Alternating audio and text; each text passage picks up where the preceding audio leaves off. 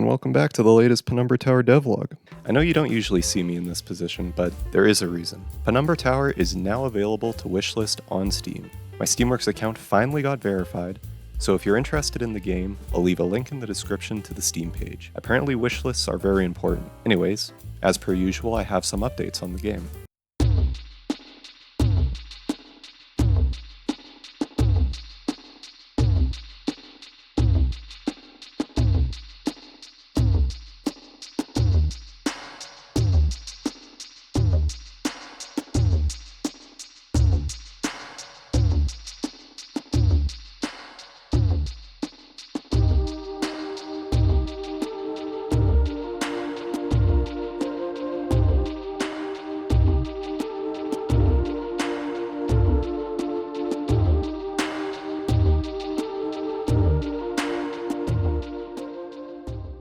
If this room type doesn't look familiar to you, you might have missed the last devlog or are maybe new to the series. If so, you can check out the previous devlogs in this playlist if you want. The previous devlog covers the addition of two new room types, the volcanic room shown here and the forest room. So this video is going to cover two important systems that I've been wanting to work on for a while now, those being enemy scaling and unit abilities. So the way the game has worked so far is the player would spawn into the first floor of the tower, fight some enemies, collect some items, move on to the next floor, and it would just repeat from there. And eventually the player would become very powerful because of their large collection of items, and the enemies would be just as weak as they were on the very first floor. So it wasn't very fun in that sense. Now, personally, I don't like it when the enemy stat increase is linked directly to the player's progression, because it makes the game feel a little bit stagnant, and the player never feels like it's becoming any more powerful than it was at the start, because the enemy is pacing right next to the player. So how this is going to work is, as the player moves through the floors in the tower, they will collect items, becoming stronger, thus causing the difficulty to slowly decrease. But then, after a certain amount of floors, the enemies will scale up in strength as well, as you can see here by this jump in the graph, and this will repeat as the floors progress. Right now, with the way that everything is currently balanced, this strength increase happens every 5 floors. Now, if you complete floor 4 and progress to floor 5, you are greeted with this screen informing you that because you are farther in the tower, the enemies are stronger. Additionally, in order to onboard the player and ease them into the game, the first 5 floors of the tower incrementally increase the amount of enemies that can be spawned and the amount of actions that they will have. So here on the first floor, we are only fighting 1 enemy. And on the second floor, there will be 2 enemies with 1 to 2 actions each. And now on the 5th floor and higher, there are 2 to 3 enemies, each with 1 to 3 actions. I haven't added status effects to the enemy units yet, but eventually in later floors I will increase the difficulty by adding status effects to random units that spawn in. The current scaling is being applied as a multiplier to both the enemy's attack and health stat, but this isn't the only way that enemies are becoming more challenging.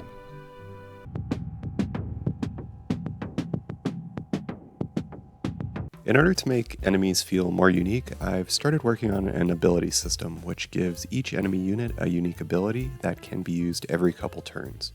The ability system is quite interesting to work on because not only is every enemy type in the game going to have a unique ability, but I also want the player to be able to find and equip these abilities through items. This part of the ability system will not be covered in this devlog though.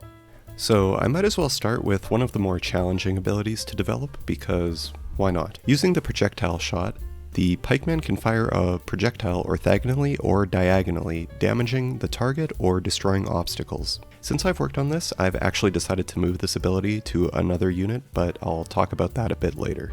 There are a couple of steps required to get this ability working properly. First, abilities need to have a cooldown. I don't want enemies to be able to use this every turn, and the cooldown should decrease every turn. So because of that, I have this little number that appears above the units indicating the current cooldown. Also, abilities should consume an action when used. Also, enemies are able to decide not to use an ability even if it's off cooldown. And here are a couple of rules that apply directly to the projectile. The projectile should damage the target on impact. The projectile can be blocked if the target has the ability to block incoming damage. The projectile should destroy obstacles on impact, meaning you could strategically position yourself behind an obstacle to block an incoming projectile. Also, enemies need to be smart enough to know if the player is farther than 2 tiles away, otherwise the enemy might as well just use a normal attack. And the enemy projectile damage should scale with the enemy scaling. Okay, so keeping those rules in mind, let's move on to the second ability that I've been working on. Oh God, it's so good. So good. So good and tasty. Eat Cheese is an ability available to the rat unit. When the unit's health gets low, it has a chance to use one action to eat a wedge of cheese, healing 50% of its total health. Pretty simple. The third ability I worked on is called Enrage. The Skirmisher unit has a chance to spend one action at the end of their turn to become enraged. When a unit is enraged, they will be able to spend double their actions during their next turn. This makes the Skirmisher unit very scary and unpredictable, leading to situations where the Skirmisher could potentially jump from 3 actions to 6 actions. This ability also ended up being a challenge to get working properly, mainly because of its interaction with the freeze status effect. If you don't know, the freeze status effect can be applied to a unit reducing its total actions for the duration of the effect. Here's an example of the interaction. Let's say a Skirmisher has 2 actions. It uses Enrage, causing its actions to double from 2 to 4. If the Skirmisher is frozen, the freeze status effect subtracts 1 action, equaling out to 3 actions during the Enrage effect, and 1 action after the Enrage effect. The Skirmisher's actions then returns to 2 after the freeze effect is finished. Now, when I was going over the pikeman's ability earlier, I mentioned that I was moving the projectile to a different unit. And that is because I wanted to make a crow enemy that shoots a crossbow. But the crossbow ended up being a little difficult for me to draw, and also wouldn't make sense if the player was able to equip the projectile ability because the player doesn't have a crossbow. So just thematically, it wasn't really making much sense. Anyways, the crow shoots out a pearl now because birds like crows like to collect shiny things, so it made more sense. Okay, so what ability is the pikeman going to use now? Well, this new ability I think suits the pikeman way more than the projectile did. For no particular reason, I decided to go for a little run. The charge ability allows the pikeman to charge orthogonally at a target, destroying any obstacles that block its way, and damaging the target when they collide. This ability is very good at gap closing and removing any obstacles that may potentially block an incoming projectile. So yeah, those are the 4 new abilities that I've worked on. I'm happy with how the new crow turned out. I think it looks pretty cool and fits in thematically with the other units. I've also been playing around with setting up a sound manager because so far there hasn't been any sound effects other than the basic hit sound, which I usually mute for the videos anyways. But because I haven't curated any sounds to use yet, I recorded a bunch of placeholder sounds for now, so it's easy to switch out later on. So it sounds pretty silly, but here, you can have a listen.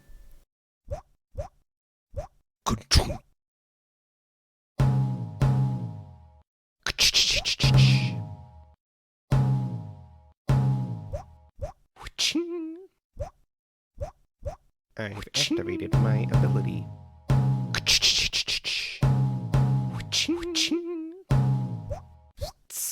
Bum ba-dum bum bum.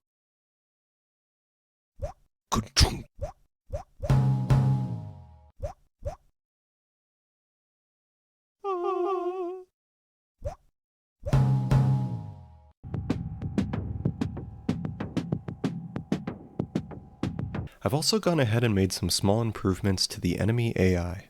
Previously, enemies would walk around obstacles, which would mean if an enemy was surrounded by obstacles, they would skip their turn because they wouldn't be able to move. Now if an enemy is getting stuck on an obstacle, they will destroy it. Enemies would also get stuck on chests before, but now they properly path around those as well. And finally, there was a bug that would stop enemies from attacking if they were standing on the edge of the room. This had to do with the tile highlighting returning null tiles, but this is also now fixed.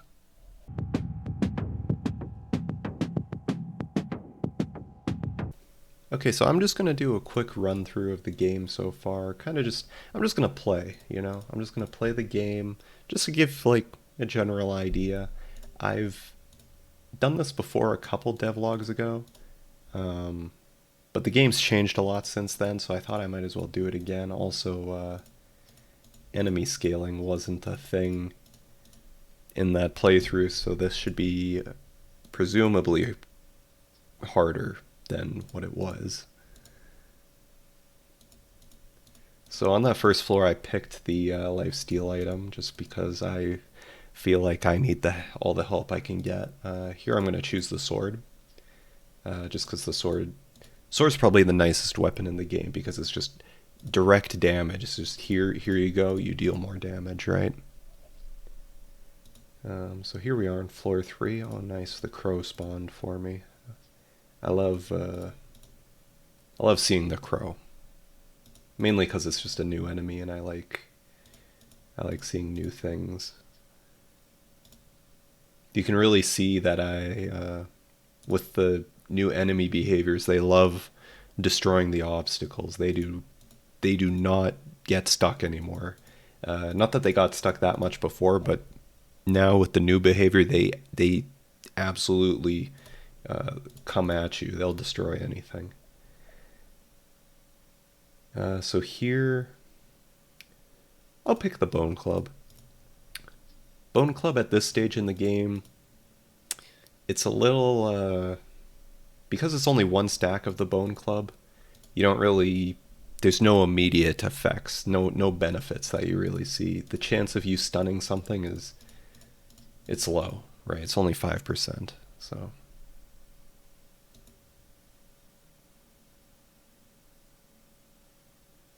As you can see, we hit floor 5. The enemies now have more HP and more damage, so this should be scary. Here, I'm gonna pick the Burnt Tome because I don't feel like I pick it enough.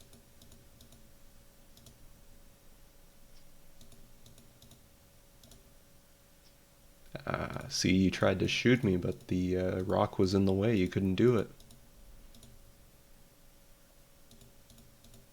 Oh, these guys only got one action. That's why. Hopefully I can just kill this guy before he heals himself. Nice, nice. Floor 6. Look, things are looking good. Okay, now this is the situation I was talking about earlier, where I was saying potentially the skirmisher could get 6 actions. This is what I was talking about. This is probably the scariest situation, I think. And I won't have enough to... The pikeman also has 3 actions. Okay.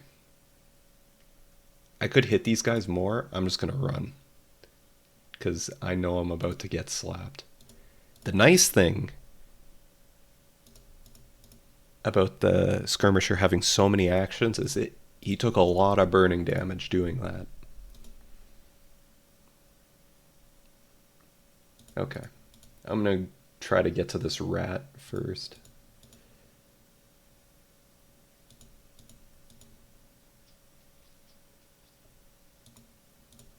Okay, this guy wasted all of his actions just trying to reach me, which is probably the best scenario we could have hoped for. Yeah, I guess this is the downside of the amount of items that are currently in the game. I think in total there's 15 items, maybe 16, I want to say, in total. But even like with that many, you still get duplicates like this sometimes. It's just the luck of the draw. I mean, I'm not complaining about a sword. It could have been much worse of a selection. I think in this situation, I feel like I need a little more lifesteal just to help me out, because I feel like we've been a little unlucky on the pulls.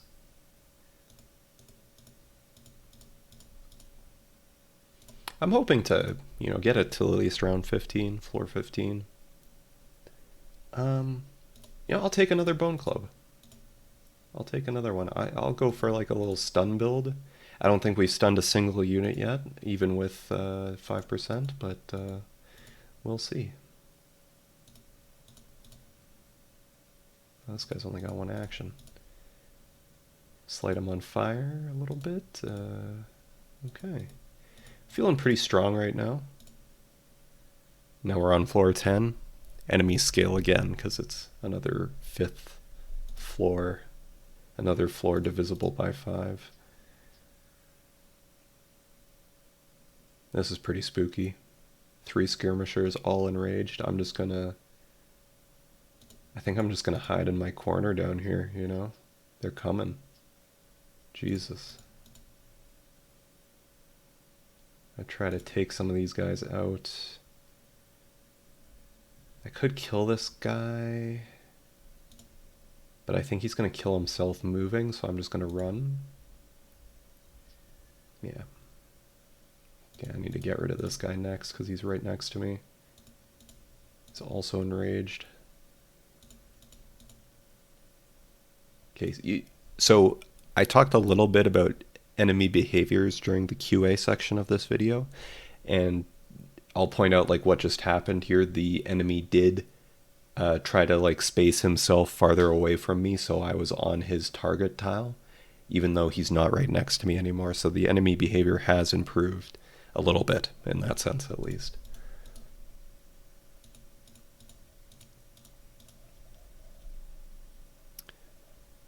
Okay, what do we got here? Yeah, I'll go for Thorns. Thorns, in my mind, is underrated, even though I'm the only person that's played this game, but I feel like it's better than it seems like it is, at least to me. But I do feel like I need some more health, so I'll take that. Ooh, I didn't realize I was standing on his tile. I want to kill this guy before he heals, though. Ooh, this guy's got 4 actions. I'm gonna get hit 3 times if I stay here. I'm gonna run, actually. This way I only get hit once. And then I'll go...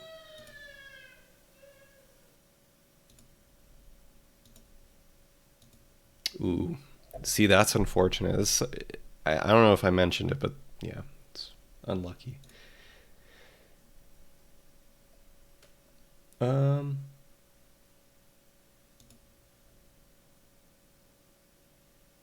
Yeah, I think I'm gonna die here.